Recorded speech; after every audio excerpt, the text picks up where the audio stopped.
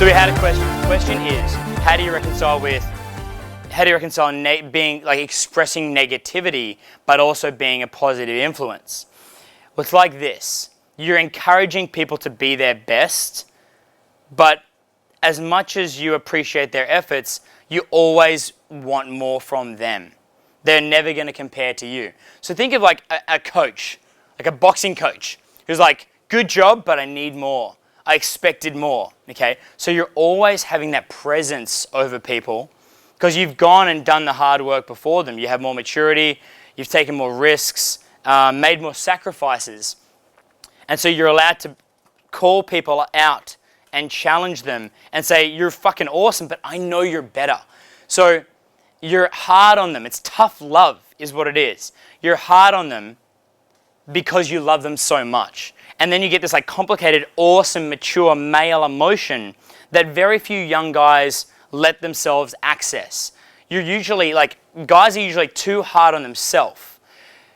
In relation to that, one of the things that really stifles a guy from being his I am enough self, his full ultimate self, is he parents himself like a fucking terrorist.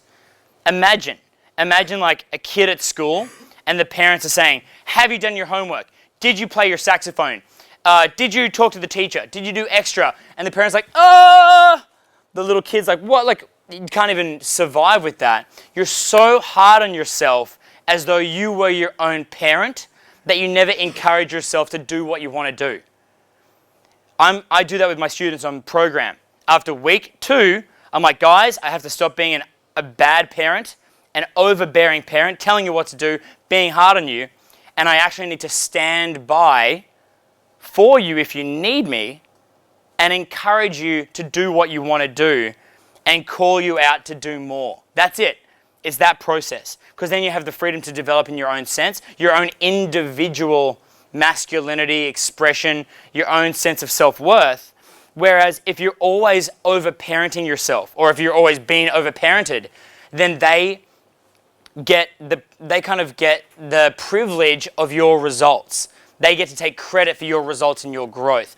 When I'm coaching or when you're kind of developing yourself with this program, you let yourself have credit for the progress that you've made and then take it away from me. I want anyone who's watching these videos, guys here in the audience, I want you to think, yeah, Alex got me started, but I finished it off. Alex is good, but I'm better. Okay? Everyone has to think that. It's natural selection. Don't over-parent yourself. And with your buddies, if you're coaching your friends or helping your friends, stand by and encourage. You're allowed to roll your eyes and be a little bit hard on them to ask more of them, but encourage and ask more at the same time. So that's when you get that really cool, like authoritative emotion that's a little bit grumpy. And the good thing is, the reason why being grumpy is good and being a little bit hard on yourself and others is because when they do good and you jump up and down, you're like, that was it, that was fucking awesome. It's like you made the grumpy guy happy. It's a hard-earned validation, but it's so good. So on program, a lot of the time, I'm walking around like grumpy. Not even grumpy, just like not letting myself have a whole lot of fun. And then when you do good, I'm like, yes, fucking yes, Dave, fucking good, awesome. And it means a lot more instead of I'm just like, hey guys, good work, well done, high fives to the whole fucking, no, bro, not like that. So, great question. So the next question was that if you're seeking mentorship and if you're seeking others to give you permission and steer you in the right direction and you still feel like they don't get you the way that they should, there's a couple of things going on there. If you've got a strong reality and you feel like your mentors don't get you, then it's probably a 50-50 thing. Probably they have something to offer you that you're not letting in. It's a blind spot. Same with me. I have guys who are older than me who give me advice and I think they don't get me. They're idiots. They're not as cool as me coming up through the ranks. But then I have to tell myself, no, hold on, there's got to be something to that. If I don't understand something, then there must be something there that I need to take from it. I don't know what it is, but I'm going to completely open myself up to taking it in. I'm going to try to make it fit in my reality. I'm just going to let it sit there until it germinates or somehow makes sense. I have no idea. So I'm just going to let it be.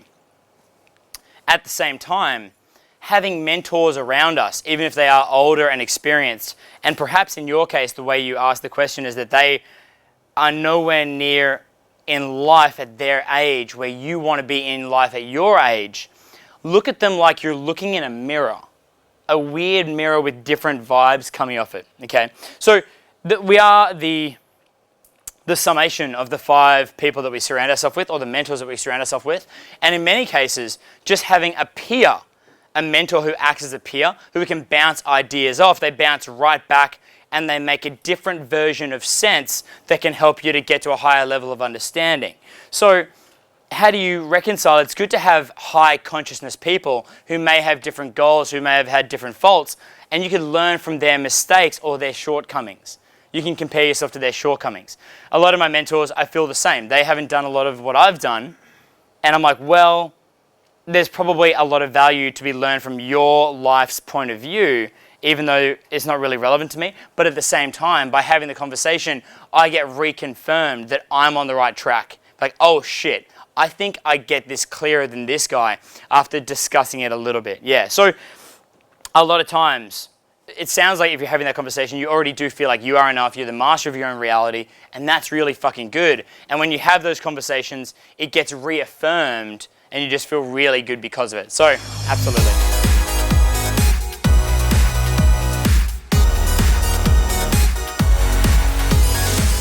I have never read a book, ever. Not a self-help book, except one. I read one self-help book. All the knowledge that I'm giving you guys today has come from my own experience, my own life experiences, my own experiences in explaining things to other people. I read books of stories, I read memoirs, I read biographies, things like that. I read adventure books because that keeps me stimulated, keeps me moving forward. I found that when I started a book called, it was called Emotional Intelligence by Daniel Goleman, I found that when I read that, I became a self-help hypochondriac. And that wasn't good. I thought I had every psychological condition known to man, and that doesn't help anybody. So I stopped reading self-help books. I started reading adventure books by sports people. That was great.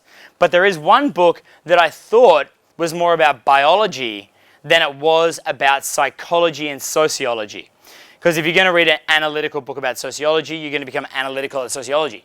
Analytical book about psychology, you're going to become analytical at psychology. And how does that help you to take action, think for yourself, and trust yourself in field? It doesn't. It makes you want to buy more books. Here I'm telling you that you are enough, which is good. But what is the biology to that? I wanted a book about biology. Not self-help, but biology. Brilliant book called The Male Brain by Luann Brizendine. Okay? I read it about 5 or 6 years ago, and it made more sense to me and relating to different guys in different age groups than anything that I'd ever seen before. Here's how it goes. I'm paraphrasing in a very brash way, but this is what it's like. In the book The Male Brain, it identifies hormonal brackets that we all go through in our adult lives, in our, the kind of people that I speak to, from 17 to 23, from 24 to 27, from 28 to 33 or so, and then from 34 onwards. Okay, that's like the prime of the guys that I talk to. And the reason why these different brackets are relevant is because depending on the bracket that you're in will depend upon the kind of natural emotions that you're going to be in. Okay, hard coding, hormones, emotions, and the feelings that's inside of you, the way that you interact with the world. Let's start with the youngest bracket, 17 to 23, the bitches of the world. Okay, we call it the bitch of the world, right? Because if you're 17 to 23, it's like your body simply cannot comprehend that you're entitled to women, money, status, or whatever. It just rejects it. It's like, hot girl wants you, 20-year-old, and you're going to be like, ugh, I don't know what to do. Say, here, have a dream job, have all this extra money, enjoy, and you just freak the fuck out. But the 20-year-olds in the middle of that hormonal bracket, the 20-year-olds respond extremely well to regimentation, like armies, or being trained, or internship, or being aligned with a good mentor. So there's a lot of humility and following the process that's very, very good. But when you're in your early 20s, Then you have big issues with sense of entitlement and what you're allowed to go for. I'll talk to you about how this relates to girls in a minute. Then there's the next stage, the swagger stage, kind of like a bulletproof stage, 24 to 27. You know what the most likely age for somebody to commit suicide in the entertainment industry is? 27. Amy Winehouse, Kurt Cobain, and I myself had my own run-in with like suicidal patterns when I was 27 as well. Really fucking bad. And in that bulletproof phase, you're drinking, you're doing drugs, you've got swagger, and you have too much sense of entitlement, but it's really at the expense of other people. You're like, fuck the world, it's all about me now. That kind of thinking, which is good, but you can burn a lot of relationships in the process and strain a lot of relationships and alienate yourself as well. So hormonally, you get a lot of stuff coming to you, but almost too much greed. Okay? So you become very empowered, but kind of neglectful. The next phase is kind of like the warrior phase, the man in his prime phase. And honestly, I don't think I could have done this kind of presentation until I was in this phase. Because when you're between like 28 to about 32, then you're in this phase where you're really thinking that I feel very comfortable with myself. There's a job to do, whatever it might be, whatever you're good at, whatever people that you're influencing, that you can do that. You don't need a lot of sleep. You're very capable physically. You even get really good muscle development. You're very calm in your body. And you've got a very strong sense of how you're affecting other people and in a positive way. Okay? So in that phase, life is pretty easy. It's very, very good, and you've got a great influence on so many people that you talk to just because you're there. The next phase is almost like nurturing and sacrifice, okay, where you're willing to give yourself to a higher cause, family, children, or whatever. Okay, the way that I understand these phases is like the bitch of the world phase is lose-lose. Lose-lose. It's like, I don't deserve anything, I'm not ready for anything, I'm like, I'll follow somebody else's instructions, I'll work for somebody else, I admit I don't know anything, I'm nervous. That's like when you're in the bitch of the world phase, the young hormonal phase. And at the same time, as gentlemen, as guys who are learning cold approach, the people who you're not approaching and not having sex with and not complimenting and not bringing the best out of, they are losing as well because you are not utilizing your influence. The next phase is win-lose, the swagger phase. I want what I want, money, drinking, maybe drugs, chicks. You want from your family, you want from your school, your friends, and that is at their loss. You want to fuck a lot of chicks, but you don't care about them. Kick the bitch out, you know? That's the kind of the thinking.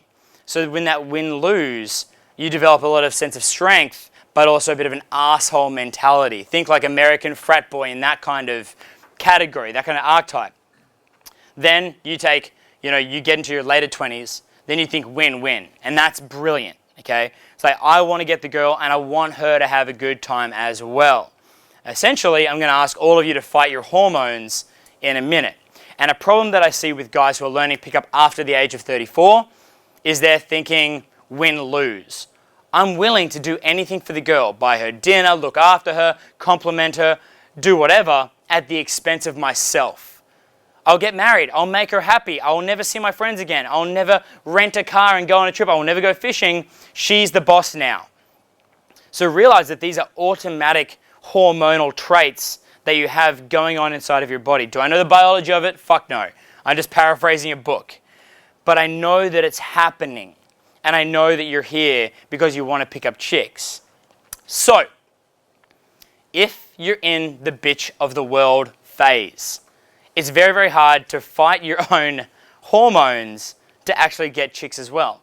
So what I did when I was in my bitch of the world phase, I really felt like so helpless for these couple of girls that I had like a one-itis for that I was obsessed with.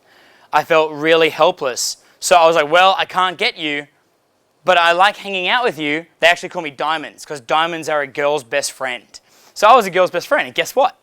I would hang out with the girls in isolation, drive them around, and because I actually didn't want anything, they wanted to have fun. And because I was there, I slept with a lot of girls when I was like 18, 19, 20, 21, just because I was hanging out. In fact, I was so self-sabotaging that I was hard to be around for my friends. So I didn't have a lot of male friends to tell me to man the fuck up or to spend time with. So I had more time to spend with chicks. So I never really had a lot of attraction from chicks, but I got a lot of chicks because I was just there. So if you guys are in that young phase, think to yourself this. You don't need to attract them or impress them or please them. You can just be girl's best friend who's there with them at the end of the night, and anything happens after 2 or 3 a.m., depending on what part of the world you're in. So think of it that way. Don't even try to get the girl. Make harmony with the fact that your body says to be nervous, you probably don't deserve her, and that you should be answering to somebody else. Your body says that. It's fucking annoying. I remember the phase. But like, well, I'm just going to be a nice guy, hang out with the girl, walk her home, have girl conversation, and next thing you know, she's drinking a little bit and jumping on you in bed. Good fucking times. You get all the experience that you need. Swagger phase. Swagger phase is awesome because that's when I got my best results, when I was in swagger phase, because I was like ruthless. But I would piss people off, and then I would indulge too much in partying and drugs. So all I ask you to do there in that phase is have a sense of concern for the people that you're with, because what happens in that phase is a lot of alienation, a lot of fury and frustration and demands. But if you can stop and acknowledge what's going on with other people, briefly, you'll be invited to more parties. And what's really important for connection, chicks have sex with guys who they feel understood by, not guys they're attracted to. So if you're in the swagger phase, be swagger. Be Black Spider-Man, by all means. Okay, remember the movie Spider-Man 3? Walking down the street, but use the phrase, I understand a lot. Be like, I'm fucking awesome, but I understand you too. Empathize. We'll talk about it later, is that girls sleep with guys that they are comfortable with, not guys they're attracted to. When you're in your late 20s and early 30s, who here is between the age of 28 and 32? Show of hands.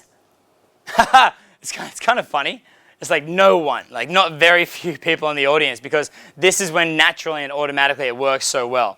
It's like I appreciate, speaking on behalf of the 28-year-olds, I'm 30 now myself, I walk around, I know what I want, and I want beauty, and I want class, and I want fascinating women. I love fascinating chicks for different reasons, and I love their beauty and their combinations of expressions of beauty. I love that. So whenever a girl's around me, and I want to put the words into your mouth the same way that I do, I'm going strong with my appreciation, okay?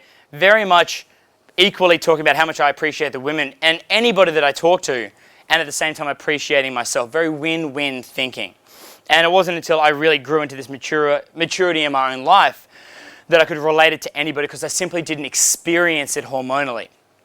And then in the other phase, for the older hormonal phase, I want you to realize that don't give yourself up, because if you give up your own power, if you give in and let other people walk all over you, or if you give them what you want, when you're at your most capable and probably most resourceful, then you become less resourceful and less capable because you are letting others govern your life. So at that stage, stay strong and hold on to your tough love. Think Gordon Ramsay.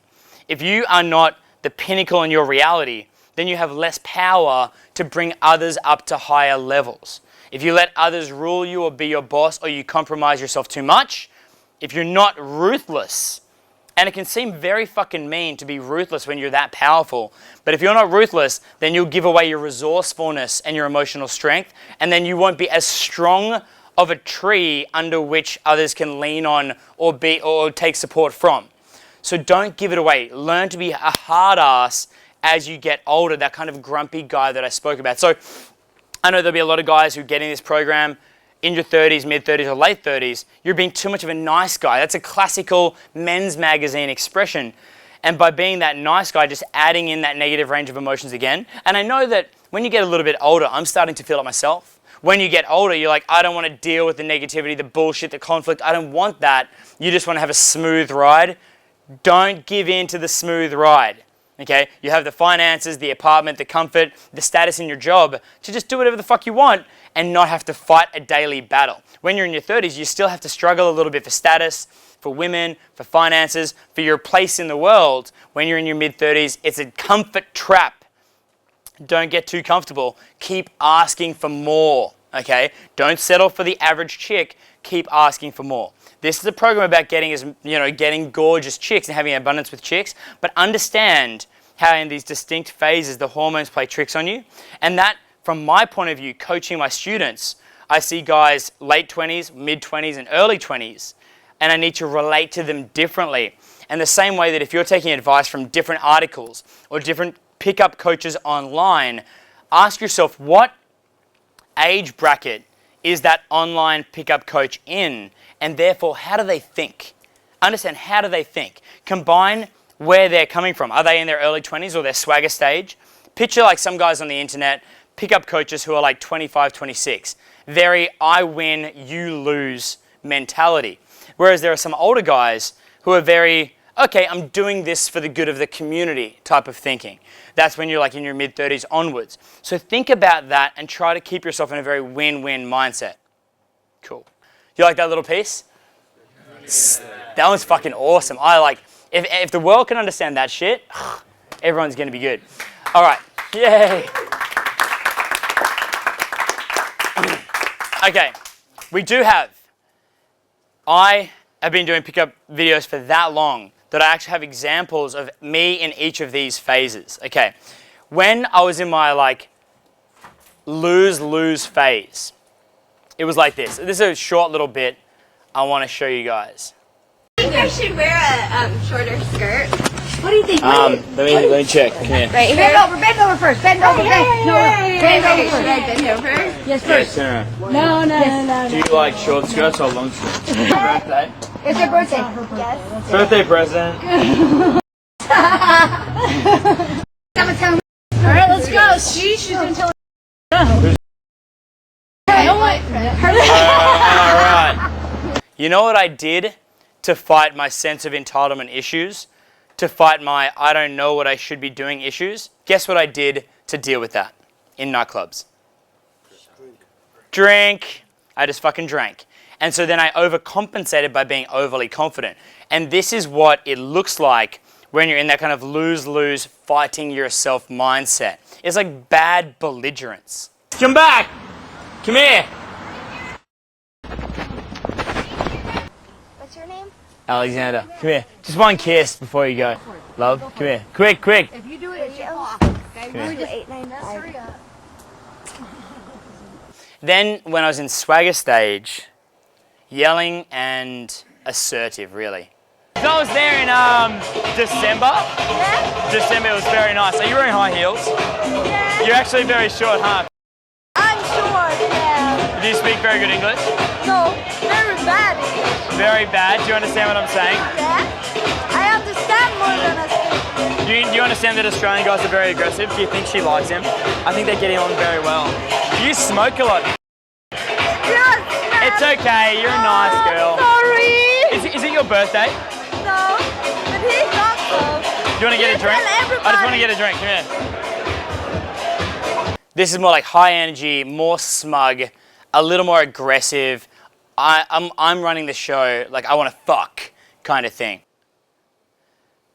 So this one I recorded about a week before my 30th birthday. So I'm like the very central part of my prime, and I'm very appreciative of the girls that I'm speaking to. I want to win, but I want to think of it in a way that she's going to win as well. Excuse me, sorry. Should I go to, what do you call it? Grana Lund? No. Sada Lisbon, yeah. Should I go there? For a Sunday fun day? Yeah. Win a 2 kilogram Toblerone. Sorry. Candace Paul Spencer lost my voice. Is it your photos? No, it was a photographer. So it's for a hotel website. So yeah. But my work is... What? Why do you have so many albums?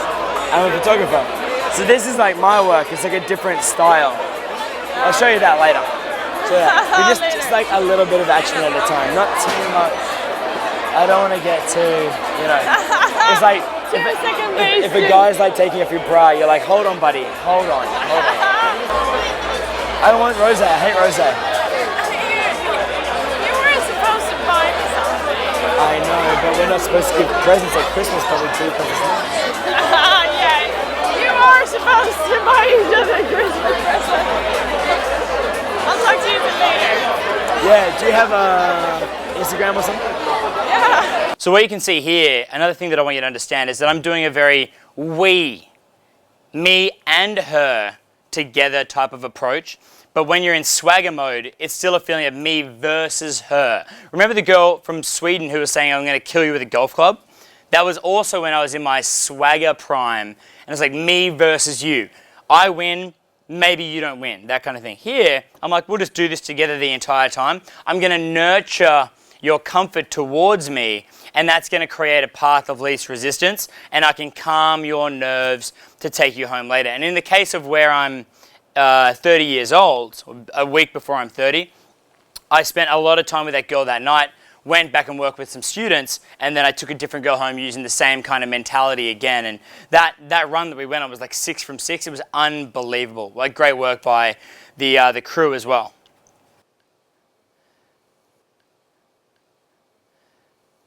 The problem that you might be is you're being a little bit too relaxed and not enough tough love. Not enough, I want this to happen, and a little bit passive about it all. So you've let go of collaboration because you're comfortable as you are. So too much comfort is the enemy of creating new interactions.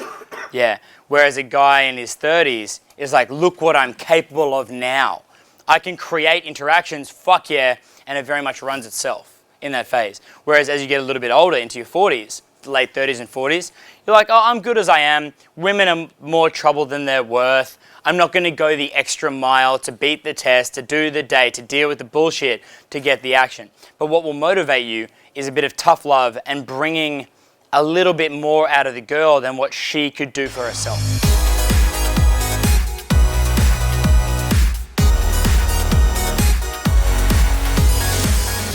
Okay, so the next part is about motivation, because everyone lacks motivation. Motivational speech. Okay, camera 1, camera 2, camera 3. 1, 2, 3. 3. Ha! And now you're going to be fucking sleepy after lunch, aren't you, you fucking cunts? So it's going to be me here on my own ranting and raving, as normal. I hate taxi drivers because whenever you talk to a taxi driver, or a bartender for that matter, they know nothing. A taxi driver, good job, bro. I mean, not to be disrespectful, but good job. You're definitely not an authority in the world. A bartender. You sit at the bar, Tuesday night, having a beer, and the bartender thinks he knows everything about everything. And you're like, dude, shut the fuck up and pour me a beer, please. Okay. These people have no humility. They think they know everything.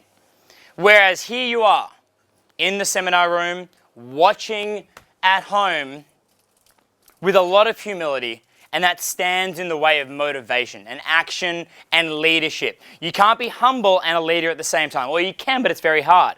So here you are learning about game. Here you are facing a discrepancy between your sense of self-worth and skill and ability with women, trying to address that, but I'm telling you not to think that way. So how do you reconcile humility for progress and internal motivation? If the game was physics, the God particle would be finding motivation. It's invisible, it's hard to put your finger on it, but without it, it just doesn't work. You have all the skill, all the ability, all the capability, all the abundance, but no results. In this world, you can go out and approach 100 chicks in a weekend. It's called a false sense of abundance. You can have 100 conversations. My 3 guys in the front here, the guys from the 4-Week Natural, they're called the chaps cunts. London chaps cunts. They can approach any girl, anytime, day or night, any kind of bar, you can approach sets. False abundance. But then how do you get laid? How do you have the motivation to deal with the bullshit, deal with the time, go to the next venue? How do you get that X factor inside of you?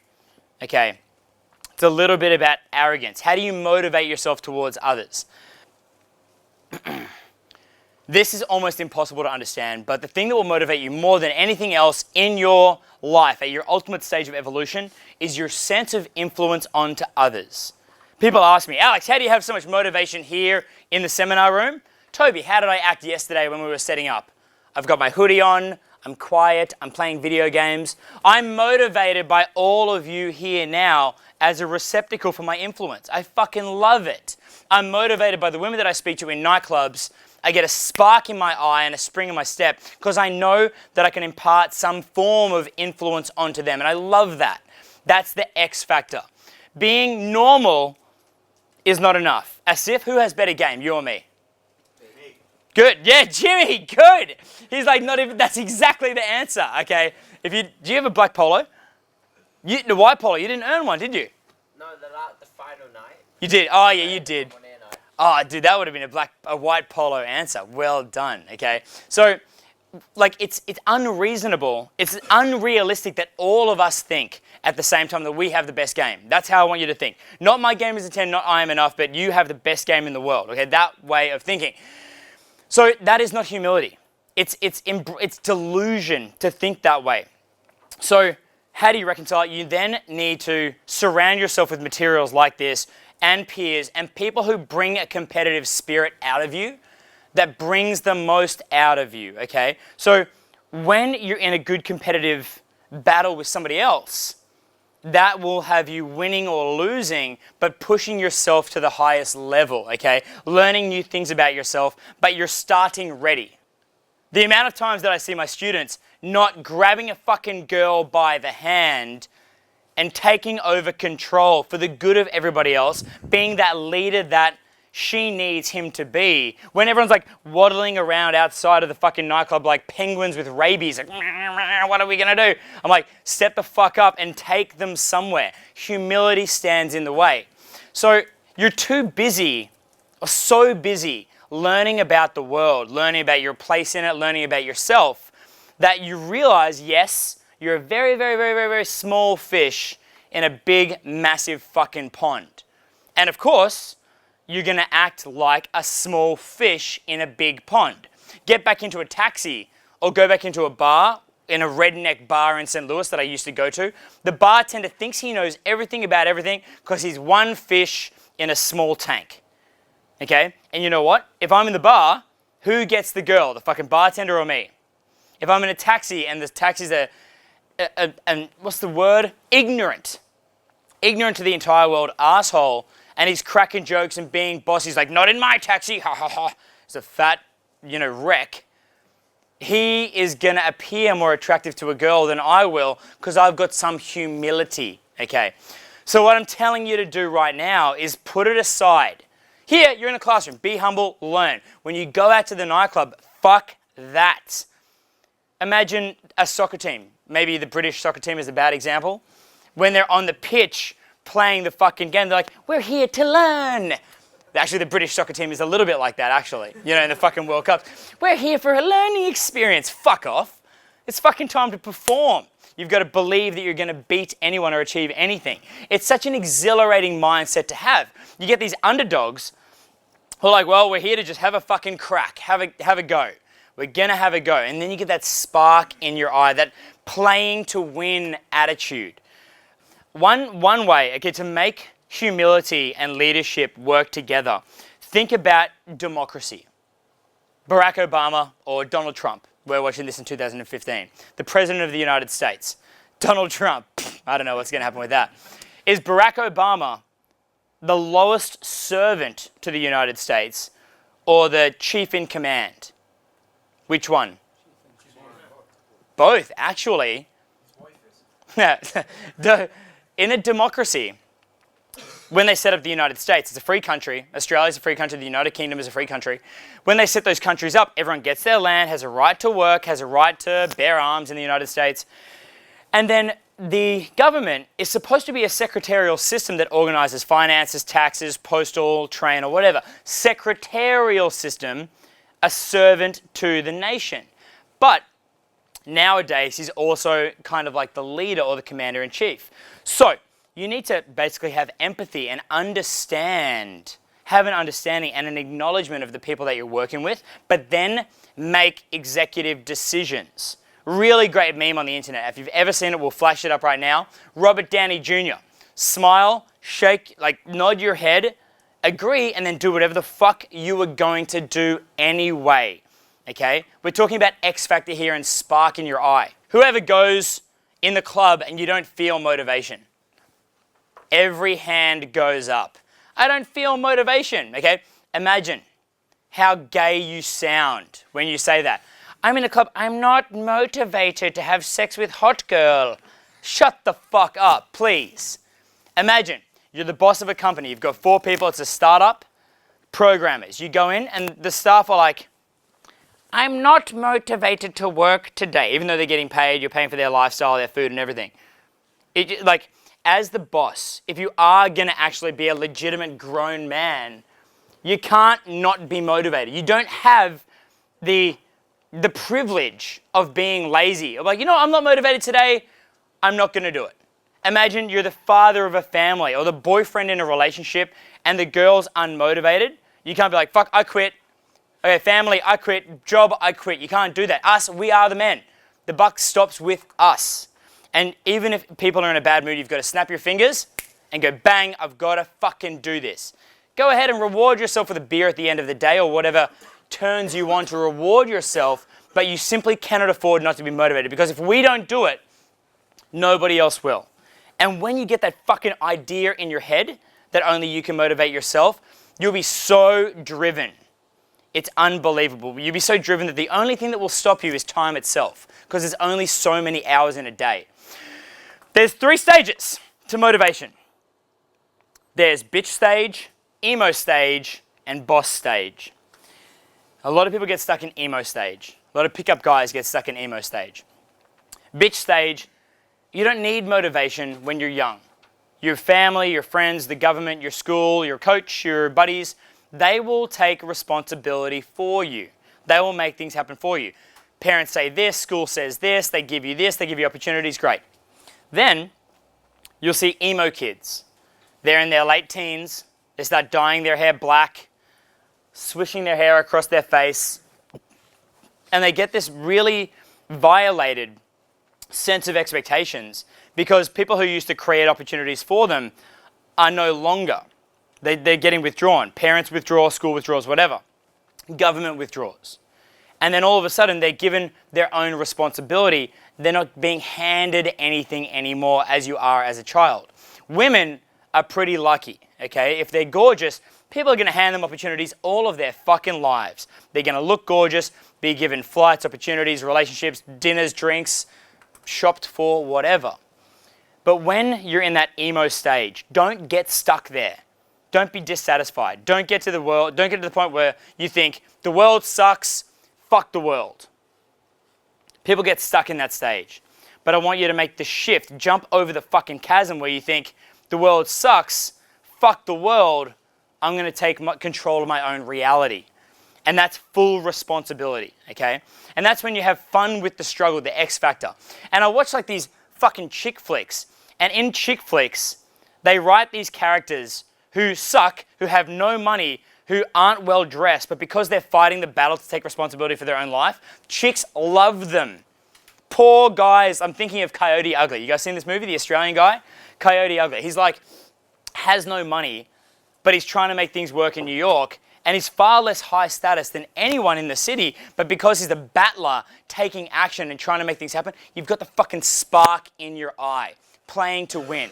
And of course, if you're not playing to win when you're going out and talking to girls, you're never going to learn anything or develop the neural pathways and get that addiction to that emotion of playing to win to get the hot chick. I love the feeling of chasing a gorgeous chick all night and failing at the end of it, being on my like hands and knees, as you get the second angle here. Hands and knees, like, no, I almost got that gorgeous chick. But you get that fucking gleam in your eye that you can take into the next interaction. And I see so many guys just waltzing around hoping the girl is going to do it for you because, you know, I do a pickup program. I do pickup. So therefore it should just work for me. You need to adjust your brain to become engaged, to be ready to fight for what you want. You've got to motivate yourself only. One thing that I say to my young guys who do lack hormonal motivation to fight for what they want, weird ways to reconcile it in your own head are the following. If I've got a young guy, I had a young guy called Alfonso in Oslo. 18 years old, was a virgin at the start of the program, fighting all these issues. And he's like, man, I don't feel motivated, man. I'm like, shut up, do it. And he's like, okay.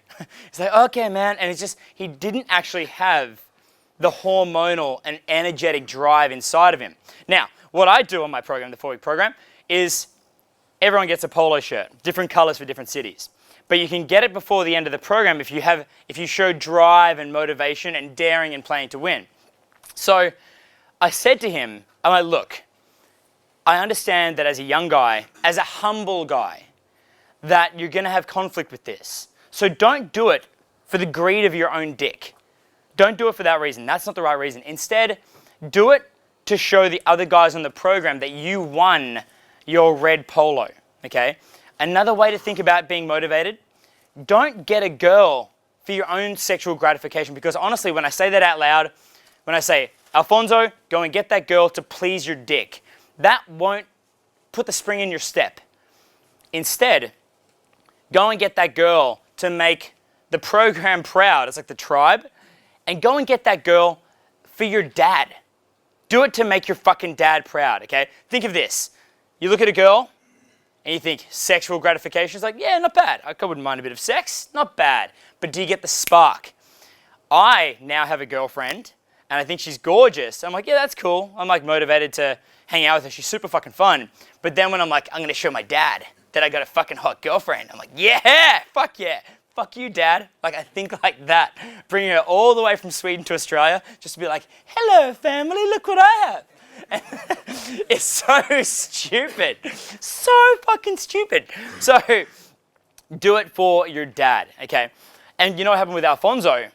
Like, he was depressed all day. We had good long talks, helping him to reconcile modes of motivation, why he wants to get the girl. And he went out that night and the guy lost his virginity. Brilliant story. And it was so funny as well. Like the next day, he's 18.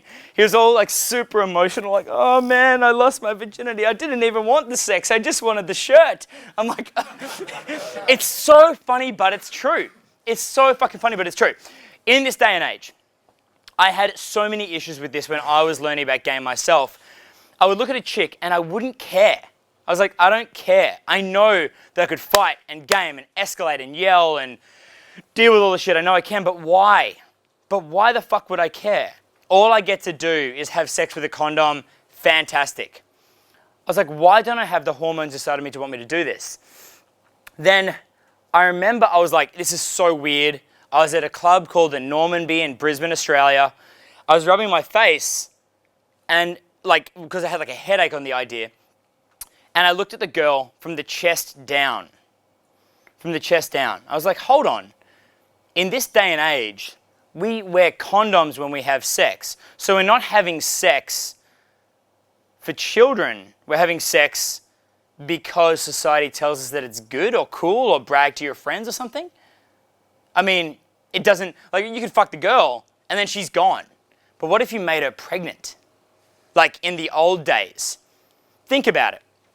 I thought about it. I'm like, if I look at the girl, like my goal is to make you pregnant, because if I make you pregnant, then your allegiance is to me. If I fuck you with a condom, you can go and fuck 10 other guys. Why the fuck do I care? You could be a little slut, no allegiance to me, no loyalty, break my fucking heart. Why would I fight that initial battle to get to you? There's no payoff. A little bit of a cum, probably bad sex because there's a new vagina, it's a different shape and you come straight away. Not even that good. Okay, one thing that did motivate me was doing it for this job. I went to ends of the earth to meet and follow through and sleep with chicks, to say that I could, to then retell it in seminars. So doing it for a job is good, but I never would have been this driven if I hadn't done this job. So when I looked at a chick, and I kind of like took myself back to like the movie Braveheart.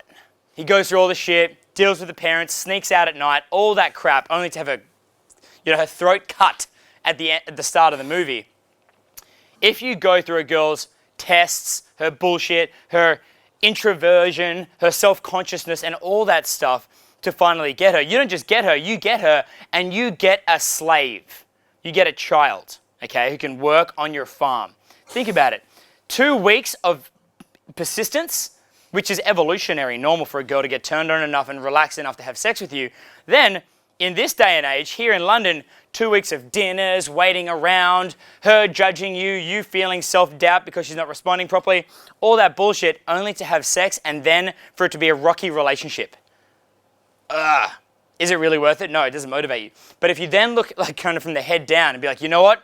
I need to join forces with you to create a slave, and once I fuck you and impregnate you, then I'll look after you. You become one of my possessions. Now, in this day and age, women are not possessions, they have free rights, whatever.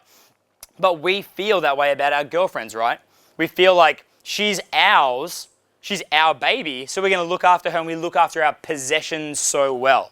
Obviously, they're free people, but we have pride in our possessions and the way we bring them up, look after them, and recruit them onto our team. So I played that game in my own head. I'm like, you know what? I want baby Alex. Imagine me, mini me. That's what I want. It just makes so much fucking sense. More of me. What a great idea. It's like the spark straight away, motherfuckers. You see that? You see that camera 3? The little fucking spark is in my eye. So I looked at the girl. I can do like face-to-face interactions here. And instead of thinking like, how do I run my game? Like with this like, is it fine thinking? I looked at her like, I know you're going to fight me, but I'm inevitably going to win this fight. So you can say what you want. It's just hot air because I really want you and I really want the result of this. And that gives me this smug, fighting attitude, spark in my eye. The girl's going to run me through a series of tests. I'm going to endure them, beat them, get the chick. But the point that I'm making here is that I was finding the motivation because I'm thinking about like sex evolutionarily rather than what you're probably thinking of it as proving something to yourself or your sense of rite of passage in the pickup community now that you're even consciously aware of it. If I fuck girls, then I'll be a man. It's a skewed cognitive dissonance that confuses people and upsets people. What I'm saying is that naturally, the lack of motivation that you have been feeling is legitimate. Why would you be motivated to have a bad relationship and bad sex with somebody who you had to fight 2 weeks for? In this day and age, there is no fucking point. It doesn't make sense. But you've got to trick yourself into that motivation in order to get that drive and to get that girl. And the beautiful thing is, when I was younger, I didn't give a fuck about some of the girls who I fought to hook up with. I remember there was a redhead girl who was beautiful. There was a redhead girl who I made it my goal to have sex with a redhead. Great. She's skinny, she's imperfect, weird fashion sense. I just want to fuck a redhead. And I was like, you know, I don't get what happens, how patient I have to be, how much bullshit I have to deal with. I want a redhead. And I didn't care during the process. I was kind of belligerent. I was thinking lose-lose. This is lose-lose thinking. Okay, I'm proving something to myself, probably at somebody else's expense. But the beautiful thing is, if you trick yourself into the motivation of following the fuck through for the practice of it, and you finally have sex with that girl, and then she gets worried about what it all means, and she sleeps with you a few more times, you fall in love. You actually fall in love with a girl, and all of a sudden a chick who you didn't even give a fuck about to begin with, who you fucked for the point of like proving something to yourself, you're like, I like her now. Okay, I know that everyone in the room here, guys watching the seminar, you actually want to have relationships with women that you love, who look after you. That, like, there's parts of you that want to sit on a fucking park bench with the girl like rubbing your arm and have a secret world with a girlfriend. Fair enough. I love that as well. I wouldn't have my girlfriend now today if I wasn't going out trying to pick up girls in front of my students in Stockholm to show them that it could be done. Okay. Otherwise, I would never have a girlfriend. I'd be perfectly happy alone. But now I love my relationship and it's incredible. And that's how you're going to find the motivation to get it for yourself. Another way to make this sense of motivation work in your own head is it's about greed, right?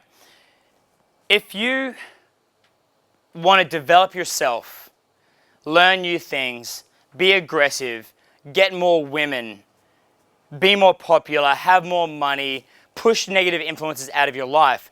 These are greedy behaviors. Is greedy a positive connotation or a negative connotation? Negative. Greedy is negative. Like, I get everything, you get nothing. But what do you have before you have greed? If you're trying to become greedy, what do you have before that? Nothing. If you're greedy, if you want to be greedy, you're driven, you're a little bit poor. So how can you attract people into your life if you're poor in terms of experience, emotional strength, and resources. You can't. So I'm saying, reconcile it in your own head. You're allowed to be unapologetic. You're allowed to unapologetically be greedy. Get the chicks and the sex and the resources.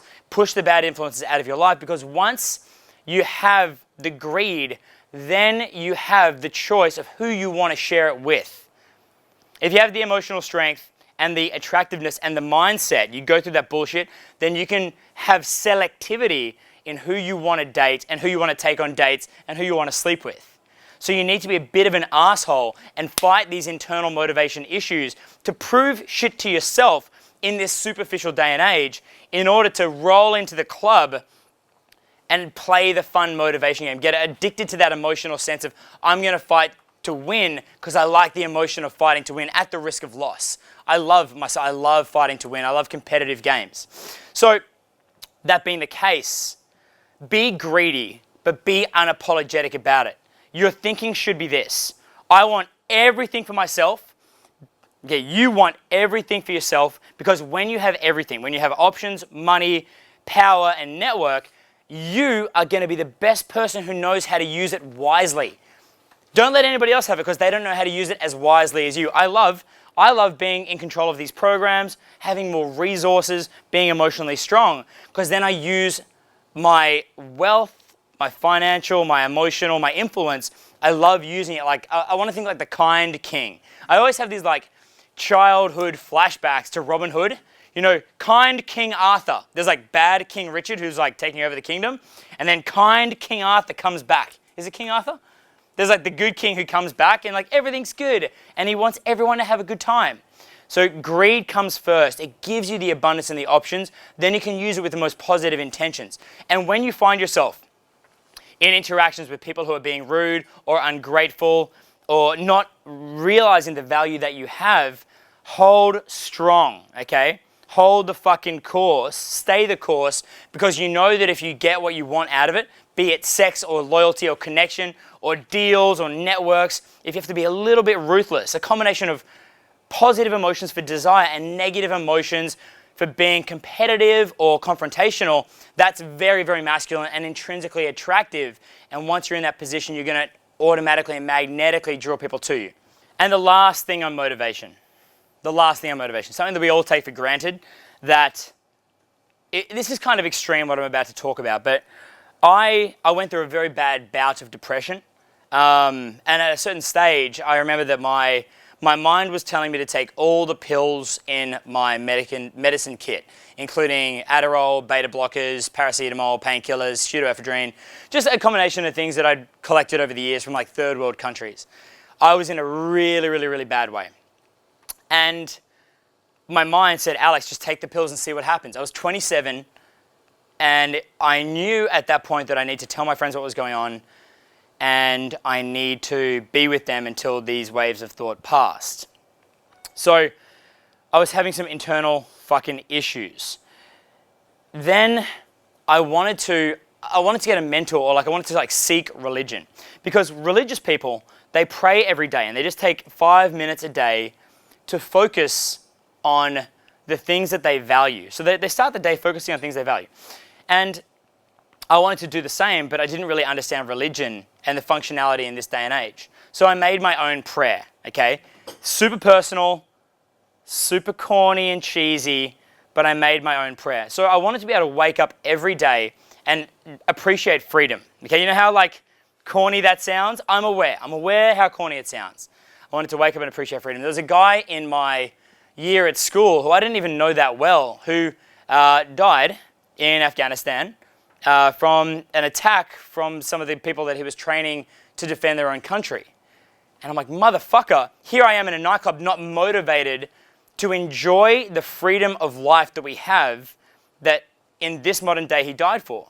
Okay, he like died for to build a world where we don't need to be worried about here in London people blowing up fucking buses and tube stations, and in the United States where I'm going in 2 days, where you can walk down the street without a fucking plane hitting your friend's building.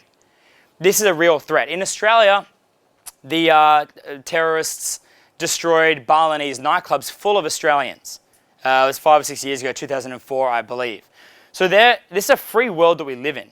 And you're in a fucking nightclub and people are dying in the Middle East to defend the concept of a free world that was hard fought by you guys in World War II. So there wasn't like some totalitarian Nazi leadership taking over the United Kingdom. So you can go to a nightclub, waste your fucking money, get drunk, fall asleep on the floor and have a friendly ambulance man pick you up. That's freedom. And if you don't like actually stop and think about it every day, you lose sight of it and your issues are not big enough. So you're a fucking crybaby that I think sucks. Is it extreme? Yes. But I'm reminded every day of people who take that freedom for granted. It's like, Alex, I'm scared of a girl. I'm not motivated. Shut the fuck up. You have the privilege of living in this world. My buddies from Bulgaria, they're not free to travel to the United States. My buddies from Serbia are not free to travel into the Schengen zone. No, sorry, from Serbia, not free to travel to the Schengen zone because they are not part of the European Union. Okay, these are corrupt, fucked up countries. The Brazilian country we went to this year, it's not a good situation. So you have to go out there and make the most of it every day. So here is my prayer. I'm going to show it to you. We're going to put this one into the program. It's called the Wake Up Movie. I made a wake up movie. It goes for like 10 minutes. It has 3 stages. It has the stage to be grateful for freedom that you have. Then it has the stage to fight to win, with all things that are real that I think are really cool. And then it has a stage to pursue beauty. So like holidays and stuff like that. I'll show it to you here to kind of share my motivation with you. We'll edit it into the video as well.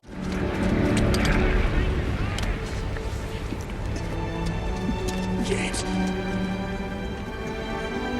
Earn this. Earn it.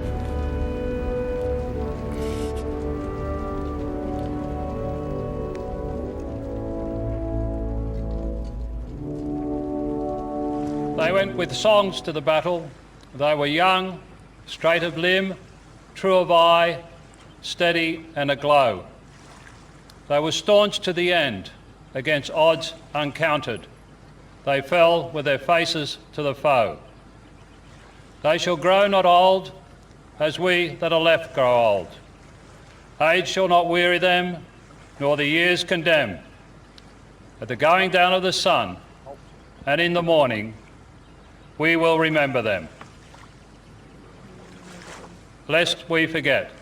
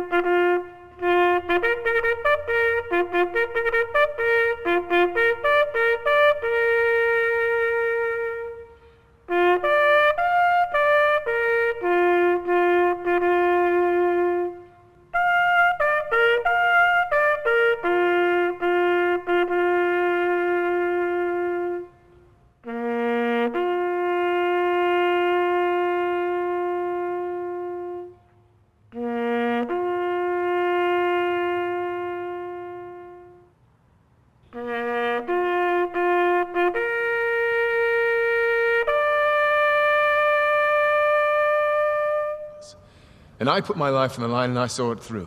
And you call that winning? Yes. The risks were totally unacceptable. You were prepared to die. To me, that's losing. Yes, I was. I admit it. I was prepared to die to beat you that day. 20% risk. No, Nicky, don't bring the percentages into this. Don't be a pro. The minute you do that, you kill what's good about this. You kill the sport. James! Get back to work. I will, Nicky, I will. But I intend to enjoy myself first. Some of life needs to be for pleasure. And what's the point of having 1 million cups and medals and planes if you don't have any fun? How's that winning? I'm gonna live without you! James!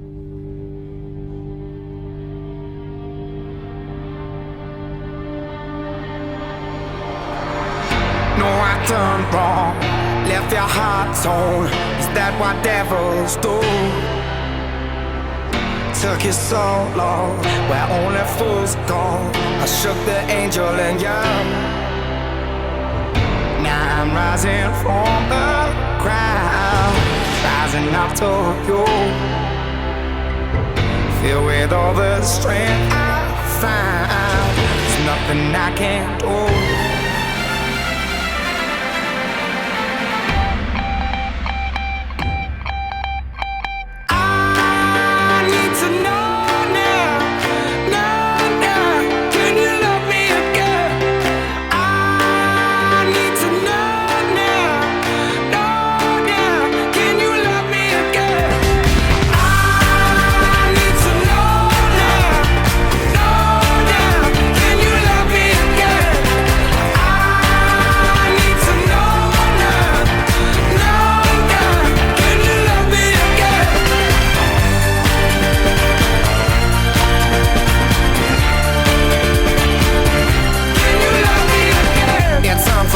I stole and burnt your soul. Is that what demons do?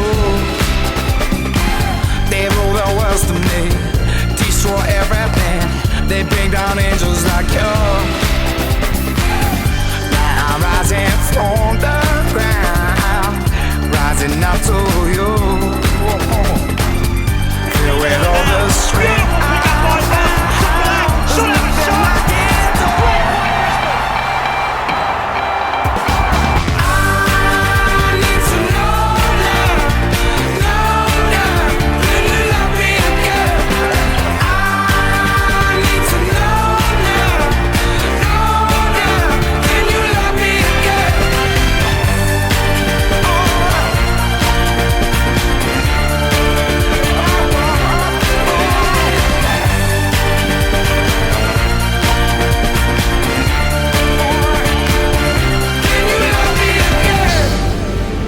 Know your limits, Master Wayne. Batman has no limits. Well, you do, sir. Well, can't afford to know them. And what's going to happen on the day that you find out?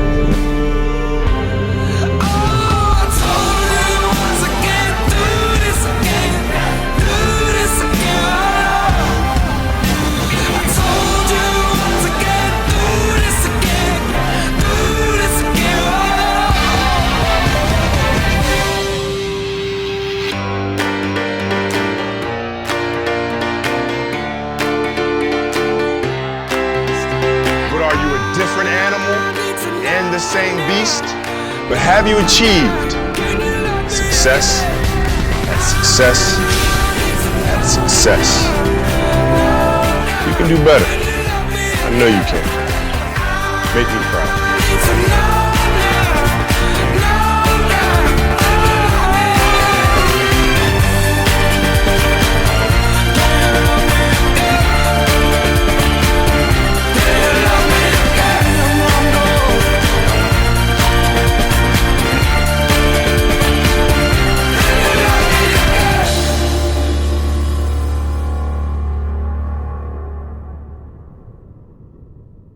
Kill that guy. You got 30 feet to get to that guy.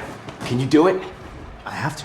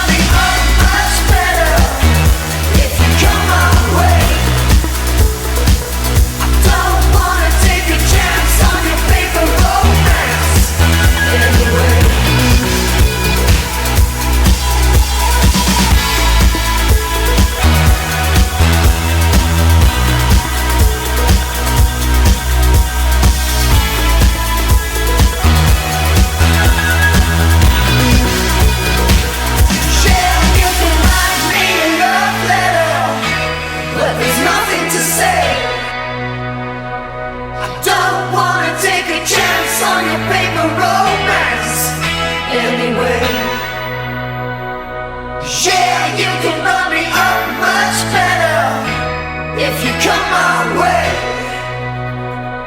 I don't wanna take a chance on your paper romance anyway.